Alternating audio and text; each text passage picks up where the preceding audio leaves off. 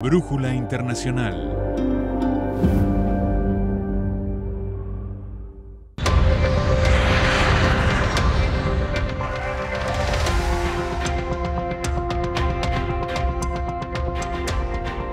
En el mes de julio se cumplen 20 años de la creación de la Corte Penal Internacional, una cosa que parecía imposible porque los estados son muy celosos de la soberanía penal. De hecho, los primeros tribunales, el de Nuremberg en el 45, a raíz de la Segunda Guerra Mundial, y en los años 90, después el de Yugoslavia y Ruanda, eran tribunales definidos en un tiempo y para un caso particular. Sin embargo, la Corte Penal Internacional, por el Tratado de Roma, ya es universal y además es de carácter permanente. Mario Valdés es especialista en Derecho Penal Internacional. ¿Qué aporte al Derecho Penal Internacional fue la Corte de La Haya? Buenas tardes. Ha sido muy importante, sobre todo por la evolución del derecho internacional, los países aliados, después de la Segunda Guerra Mundial, cuando se crea el Tribunal de Nuremberg para sancionar a los criminales de guerra. Luego de eso, pues, fue prácticamente los antecedentes que obligan a buscar un tribunal permanente que pueda recibir todas las denuncias sobre crímenes internacionales ocurridos en los distintos países que forman parte. Y es por eso entonces que se crea a través del Estatuto de Roma, a través de aquella convención plenipotenciaria de presidentes de las repúblicas de los distintos países que montan el Estatuto de Roma con la creación de este tribunal permanente. Eran tiempos en Venezuela de Caldera, pero Chávez en el 2002, el presidente aprobó también. Fue uno de los primeros presidentes de la república que refrendó y validó. O sea, Venezuela está obligada entonces. Venezuela está obligada y Venezuela tiene que cumplir y hacer cumplir todas las decisiones del Tribunal Internacional, siempre y cuando los delitos, o los crímenes que se conozcan en ese tribunal se hayan cometido mientras el país forme parte del Estatuto de Roma. O sea que cualquier presidente de cualquier país del mundo, cualquier jefe de Estado, cualquier militar, cualquier diplomático puede ser llevado a título individual a un tribunal penal permanente como el de La Haya. No, solo los que forman parte de los Estados miembros. Claro, pero digo, cualquier presidente que haya firmado, de hecho ya está un preso allá que es el presidente de Liberia, claro, por 40 años. No. Ese tribunal tiene una característica. Los venezolanos o los ciudadanos del mundo que se estén creyendo que a través de ese Tribunal Penal Internacional van a sancionarse los crímenes que se cometan de manera inmediata, de manera rápida, tal como puede hacerse en los distintos países a través de las justicias ordinarias propias de cada estado, eso no es así. Eso lleva un procedimiento. Hay una sala preliminar que es la que examina todo eso y una fiscal que considera si lo lleva o no. Claro, porque ahí primero deben de cumplirse unos pasos. Hay 4 pasos que son fundamentales antes de pasar al proceso de la acusación como tal, que es el examen preliminar, presentada todas las denuncias. El caso de Venezuela, por ejemplo, o el caso de cualquier país. Que están llevándolo ahorita a la sala preliminar. Eso no es que tampoco ya el presidente va a ser enjuiciado, eso no es así. Ahí hay que cumplir todo un conjunto de procedimientos. Ahí viene el examen preliminar, que tampoco hay un lapso determinado de 6 meses, de 1 año o de 2 años para hacer un pronunciamiento, sino sencillamente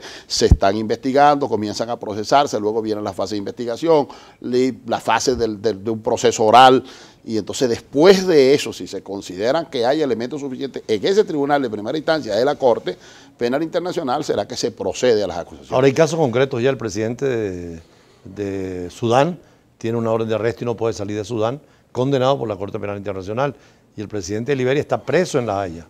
Sí, y hay otros también que están en proceso. El tema es que eso lleva su tiempo.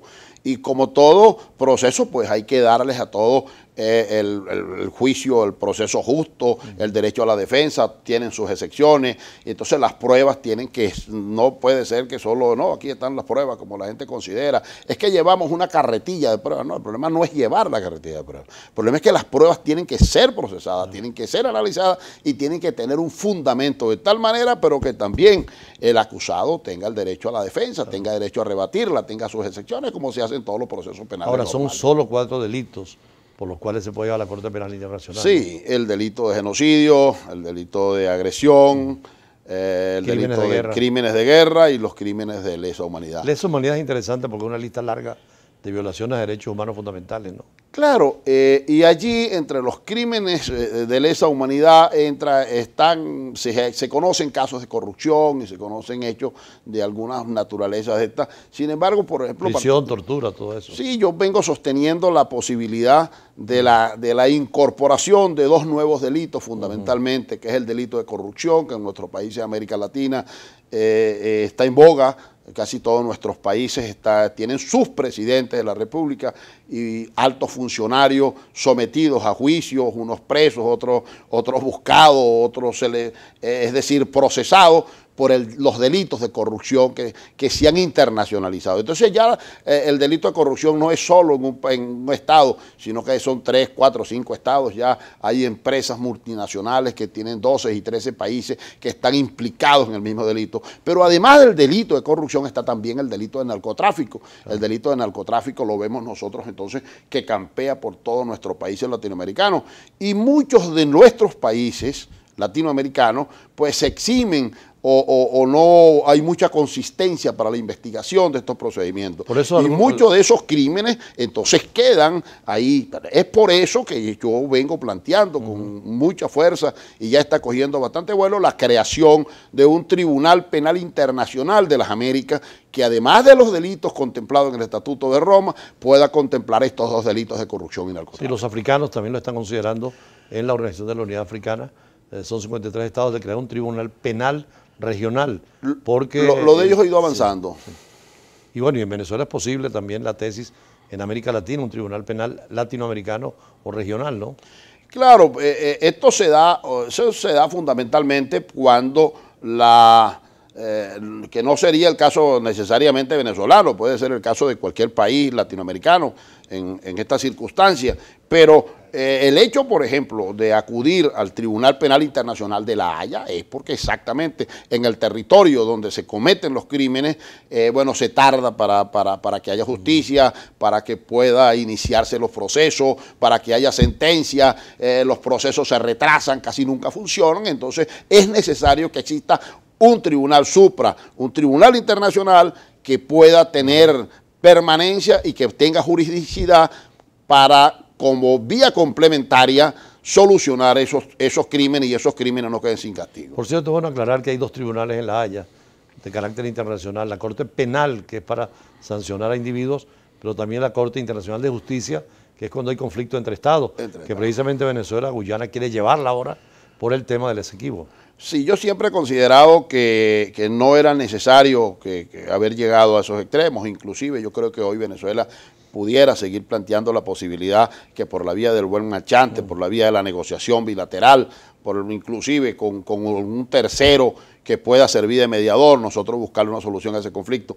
Porque en una situación sobre todo política internacional como la que tenemos hoy, ahí cualquier decisión pudiera ser desfavorable para Venezuela. Ayer me decía el embajador de Bolivia que entrevistaba en este programa que cuando ellos reclamaron el tema del mar y fueron a la Corte Internacional de Justicia contra Chile, Evo Morales llevó a todos los expresidentes de todas las tendencias políticas, a todos los cancilleres, porque era un problema de Estado y no un problema de gobierno. Claro, el tema precisamente, el tema boliviano-chileno es un tema interesante allí. Yo creo que nosotros deberíamos tomar muy en cuenta lo que allí sucedió. Pero bueno, ahí habría que esperar a ver cuál va a ser el planteamiento final del Estado venezolano. Ojalá que en el caso del Esequibo llamaran a todos los que saben del tema, hacer un frente común, como hizo Evo Morales